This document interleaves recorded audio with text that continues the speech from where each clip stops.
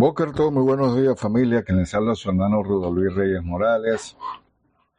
Hoy estamos en su programa radial Mi casa será tu casa, con la enseñanza de la gran idea del Creador, nuestro Padre Celestial, Jehová Sebaot, y tiene que ver con la creación y toda la gloria a nuestro Padre, toda la gloria a nuestro Rey Yeshua HaMashiach, que nos permite estar aquí a través de la plataforma Radio Shalom, la estación con el Rúa. Quiero enviar un saludo fraterno a nuestros mentores, el Moriarón Morales y su esposa, la Mora Araceli de Morales. Ellos son las personas que el Padre ha puesto para llevar este rebaño. Saludos cordiales también al cuerpo de Morín de la Quejilá de Joshua y nuestra Jod Blanca Rodríguez, que es la persona que está encargada del ministerio de oración y ayuno.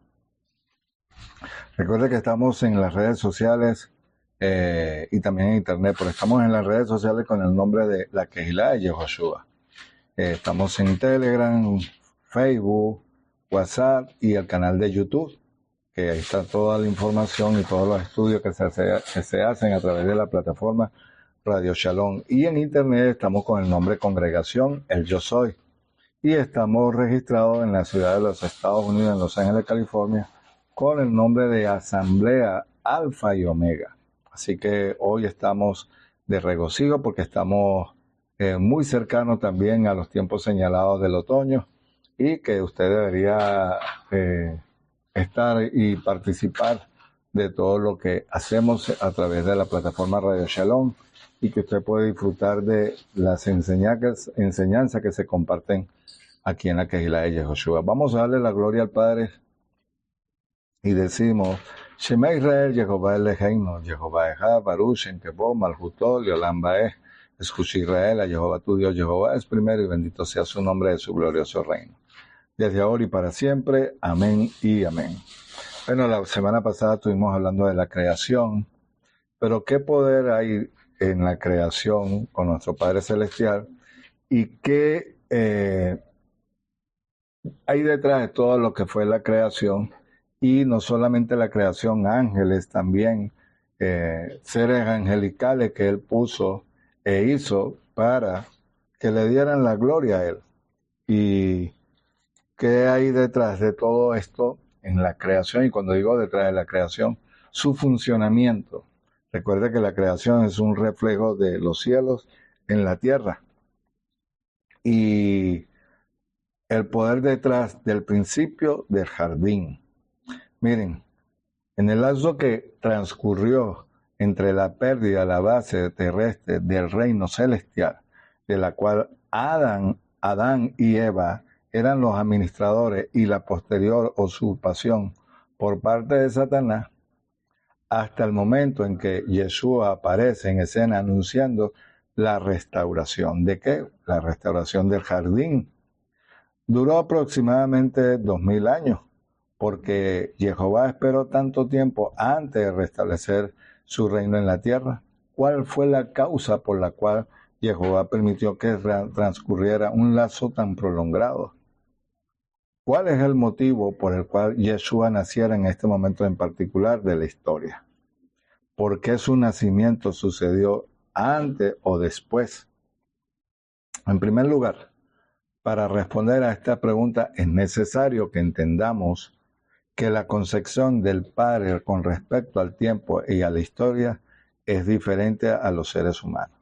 Ni el tiempo ni la historia lo limitan, y desde la perspectiva de la eternidad, el Padre dispone todo el tiempo. ¿Qué necesita para realizar propósito o su propósito? Simón, Pedro, Kefa, uno de los Shalía del Mesías, lo explica de esta manera, que dice: pero no olviden, queridos hermanos, que para el Adón un día es como 1000 años y 1000 años como un día. El Creador no tarda en cumplir sus promesas, según entiende alguno la tardanza. Eso está en 2 de Pedro, capítulo 3, del verso 8 del 8 al 9. En segundo lugar, el Padre esperó hasta crear las condiciones históricas y el lugar adecuado para el advenimiento de su Hijo y para el anuncio del regreso del reino en la tierra. ¿Se da cuenta? A lo cual la Torá llama la plenitud de los tiempos. Pero cuando se cumplió ese plazo, cuando el padre envió a su hijo, nacido de una mujer, nacido bajo la ley, para rescatar, ¿cómo le dijera? Los que estaban bajo la ley, a fin de que fuéramos adoptados como hijos. Eso está en Gálatas 4:4, al verso 5. Dicho de otro modo, Yeshua vino a la tierra en el momento perfecto porque afirmamos este hecho, porque cuando Yeshua apareció, anunció el reino de los cielos que estaba cerca. Esto es la segunda etapa, mediante lo cual el Padre expandía su gobierno celestial en un plano terrenal.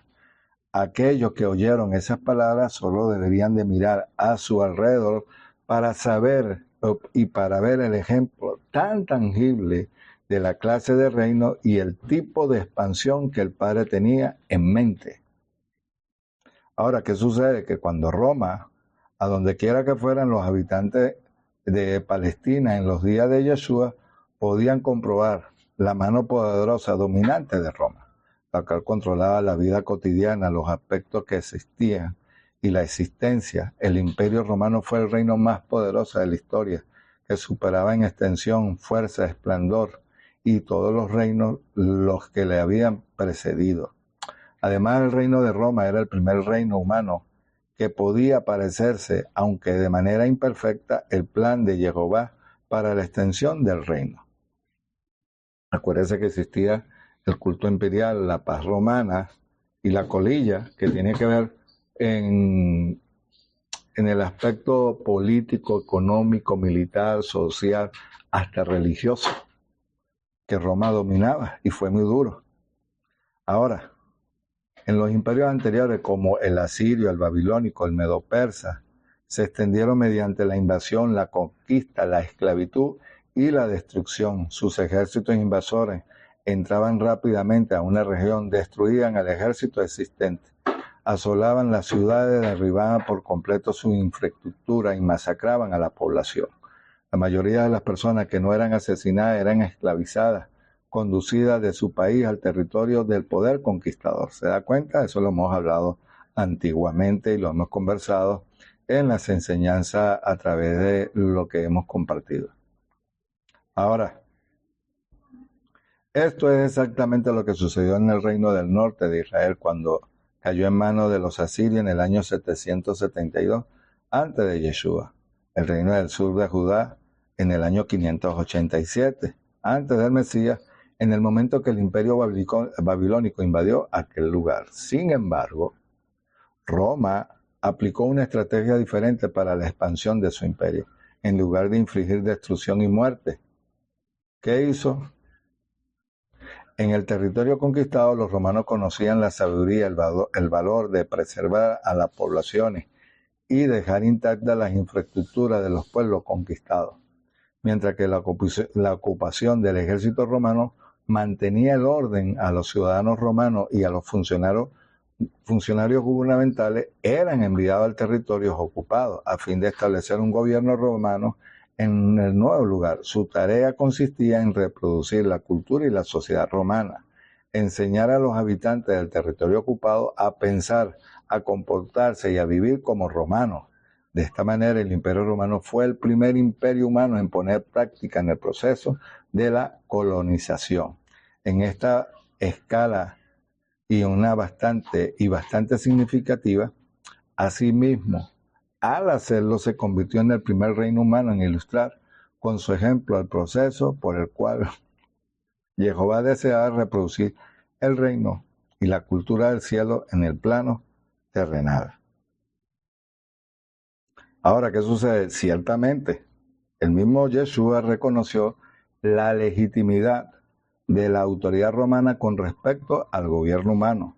En una ocasión, cuando sus enemigos de Yeshua intentaron tenderle una trampa mediante una pregunta motivada religiosa y políticamente, la cual consistía en preguntarle si era correcto pagar impuestos al César. Su respuesta les sorprendió en gran manera. ¿A quiénes? ¿Cómo le dijeron? Muéstrame la moneda para el impuesto, y se la enseñaron. ¿De qué es esta imagen? Y le preguntó del César y le respondieron. Entonces Dale al César lo que es del César y dale a Jehová lo que es del Padre. Al oír esto se quedaron asombrados, así que lo dejaron y se fueron. Trataron de tentarlo para saber a quién creía. Y no solamente quién creía. Él sabía que ellos sabían que Yeshua no fue cualquier persona, no solamente fue un shalía, un profeta, no era el hijo del Dios viviente.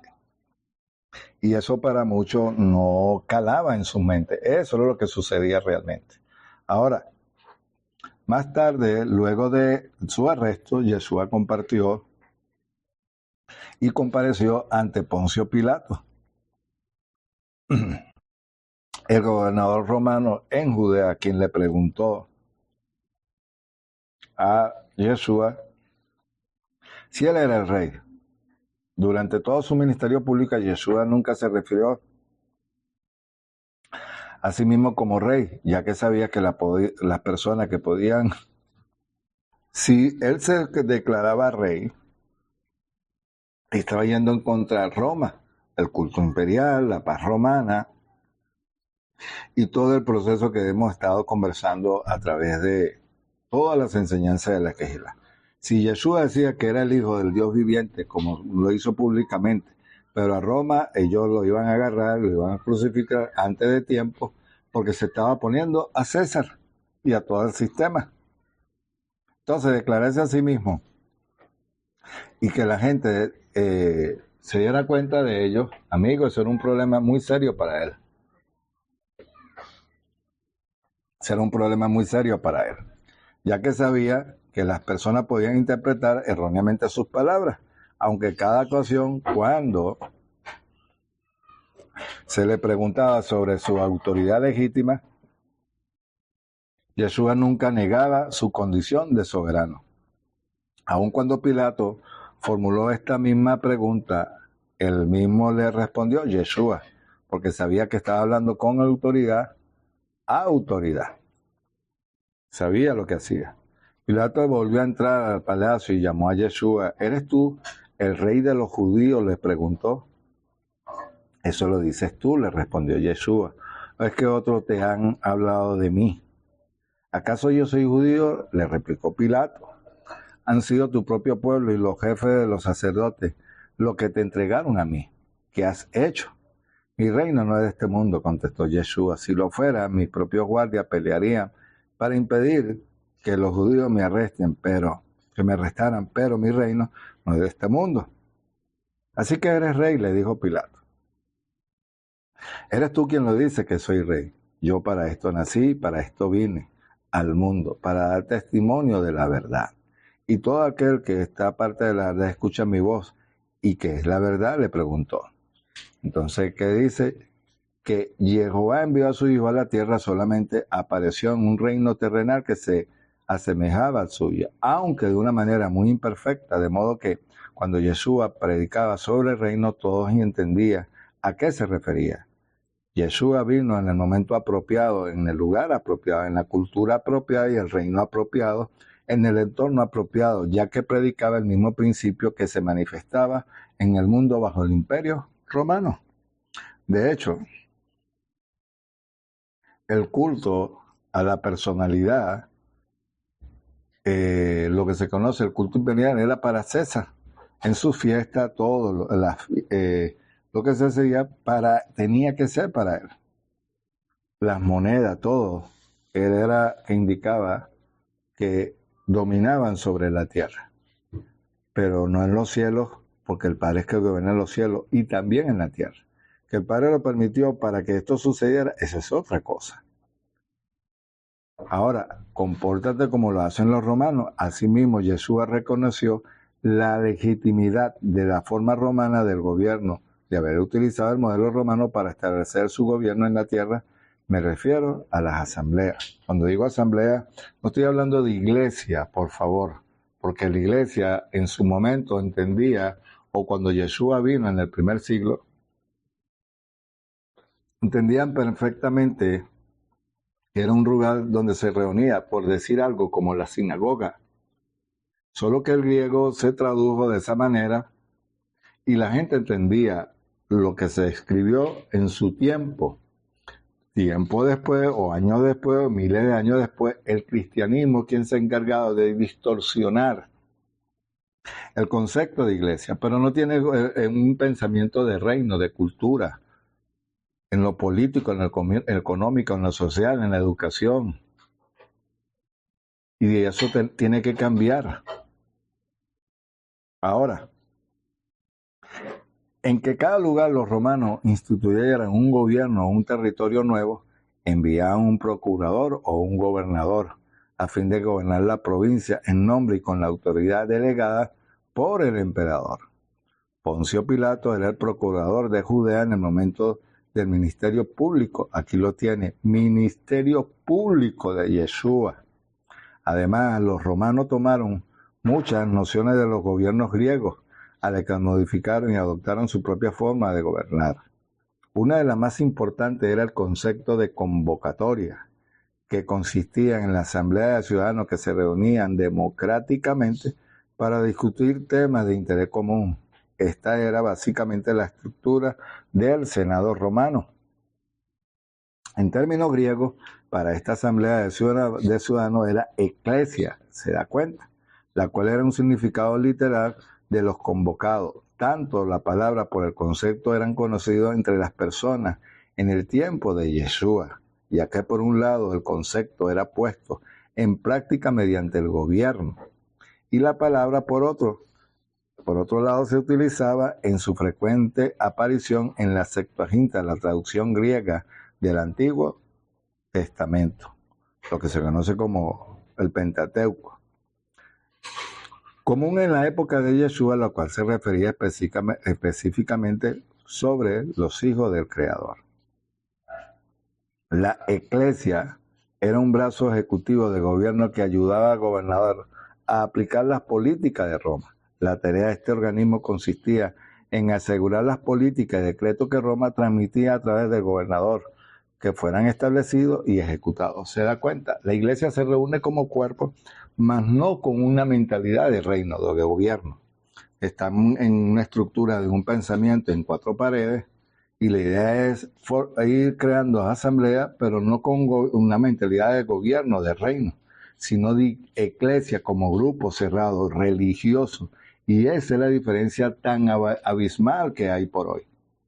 Entonces, ¿qué pasa cuando la gente se da cuenta de esto? Que le toca desaprender para volver a aprender y darse cuenta de la realidad. A mí me tocó vivir ese proceso. ¿Se da cuenta? Miren, en inglés, en las versiones de la Biblia traducidas en el idioma, eclesia se traduce ahora como iglesia. Este es un organismo no gubernamental y como una organización religiosa. Y fue Yeshua eligió como modelo para su eclesia de seguidores convocados, es decir, su gobierno en la tierra. ¿Se da cuenta? Cuando llegó a la región de Cesarea de Filipo, Yeshua le preguntaron a sus discípulos, ¿quién dice la gente que es el Hijo del Hombre? Y le respondieron, unos dicen Juan el Bautista, otros dicen que Elías y otros dicen que uno de los profetas como Jeremías. ¿Y ustedes quién dicen que yo soy? Y ellos le dijeron, tú eres el ungido, el Hijo del Dios viviente. Así lo afirmó Simón Pedro Kefa. Dichoso tú, Simón, hijo de Jonás, le dijo Yeshua, porque esto no te lo reveló ningún mortal, sino mi Padre que está en los cielos. Yo te digo que tú eres Pedro y sobre esta piedra edificaré mi congregación, eclesia. Las puertas del reino de la muerte no prevalecerán contra ella. Te daré las llaves del reino, y todo lo que ates en la tierra quedará atado en los cielos, y todo lo que desatar en la tierra quedará desatado en los cielos. Porque le estaba diciendo, cuando tú hables, cuando tú digas algo en mi nombre, será hecho en la tierra y también en los cielos. Entonces, por eso es que nosotros invocamos, convocamos y decimos el nombre de Yeshua HaMashiach. Por consiguiente, el cuerpo del Mesías en la tierra, la asamblea, su iglesia, no es un organismo religioso, sino una naturaleza gubernamental, la comisión de Yeshua que había recibido por parte de su padre. consistía en anunciar y restablecer el reino de los cielos en la tierra, como si también abrir una puerta mediante la muerte y la resurrección. Como consecuencia, Él ha delegado a su iglesia la tarea de extender la influencia, la cultura, el gobierno del reino alrededor del mundo. O basado en el símbolo del capítulo 1, la iglesia ha de plantar jardines a lo largo y ancho de la tierra para transformar un mundo a semejanza al cielo. Pero eso se asemeja como iglesia en manera de gobierno también. Eso es realmente lo que sucedería, lo que debería de suceder. ¿Qué dice o qué decimos? ¿A qué vino Yeshua a la iglesia? ¿A qué vino a la tierra? Yeshua no vino a la tierra a fundar una religión. Oiga, la iglesia que él estableció nunca tuvo un organismo religioso o ser un objetivo religioso. Sin embargo, Satanás, el impostor, ante la realidad concreta de perder su gobierno ilegítimo sobre un plano terrenal, ha trabajado incesantemente durante siglos para reducir a Yeshua en las mentes de las personas, hasta convertirlo en un mero líder religioso de una iglesia, en una institución religiosa fraccionada y a gran medida ineficaz. Ambos conceptos están verdaderamente distorsionados. Yeshua jamás fue un líder religioso. Él era el funcionario gubernamental con una tarea diplomática designada. La iglesia que él estableció no es una institución religiosa, sino una agencia gubernamental encargada de publicar e implementar principios y la política del reino en el territorio terrestre. Yeshua dejó muy claro su tarea cuando declaró a sus seguidores lo siguiente. ¿Qué dijo? Se me ha dado toda autoridad en los cielos y en la tierra, por tanto vaya, hagan discípulos a todas las naciones, bautizándolas en el nombre del Padre. Hay versiones que dicen el nombre del Padre, del Hijo y del Espíritu, pero es en el nombre de Él. ¿Qué más? Enseñándoles a obedecer todo lo que les he mandado y ustedes les aseguro que yo estaré con ustedes siempre hasta el fin del mundo. Cuando dice hasta el fin del mundo, lo que está diciendo es cuando Él venga realmente. Cuando Él venga. Ahora, ¿qué es lo que sucede? Contrario a la creencia popular, este mandamiento de Yeshua, conocido históricamente como la Gran Comisión, no era una declaración religiosa, sino la declaración política específica de gobierno, y que todos nosotros que formamos parte de su iglesia, su congregación, asamblea, Kehilá, aquí en la tierra estamos encargados de ponerla en práctica. La nuestra no es una cruzada religiosa. Somos elegidos los embajadores del rey en una misión diplomática como jardineros expertos.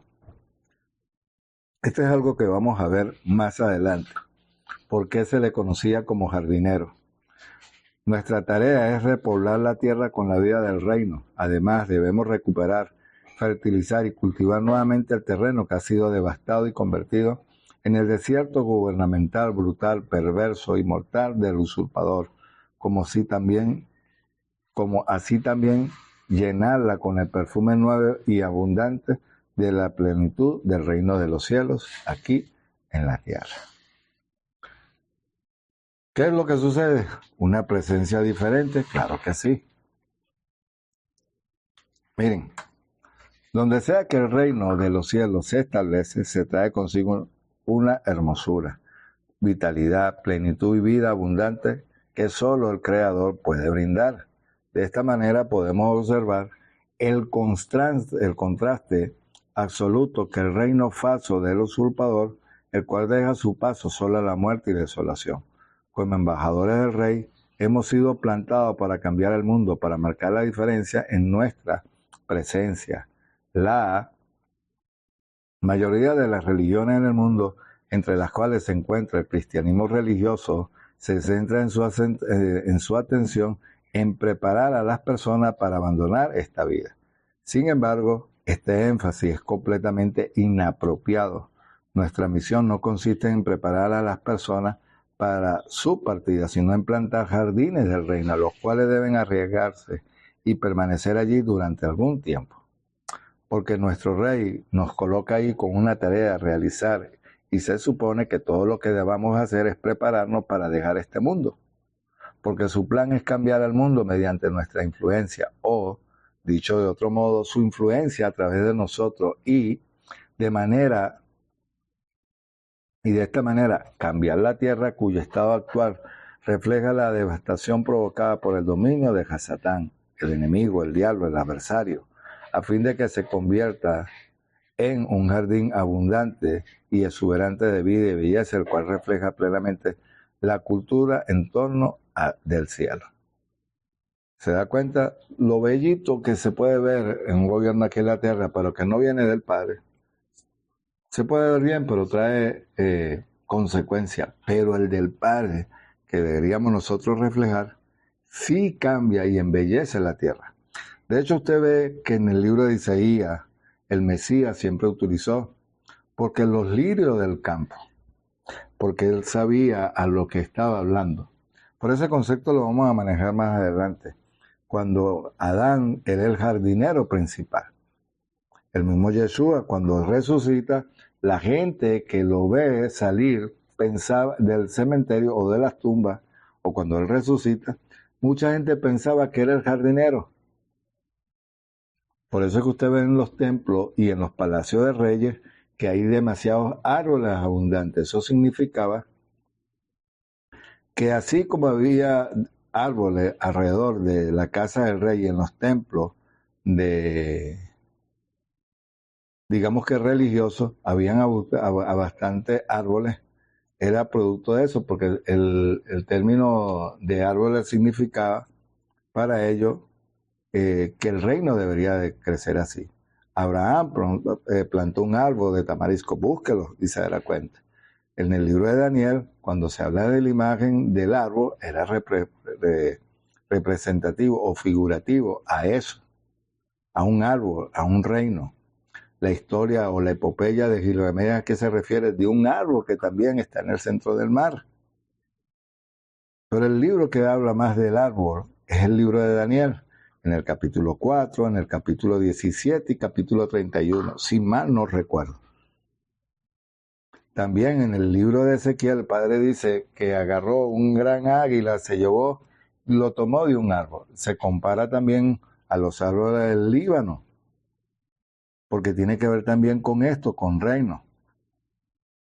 Cuando un rey iba cautivo a un país, a una región, sacaban el árbol de él y se lo llevaban al templo del otro dios y lo plantaban allí.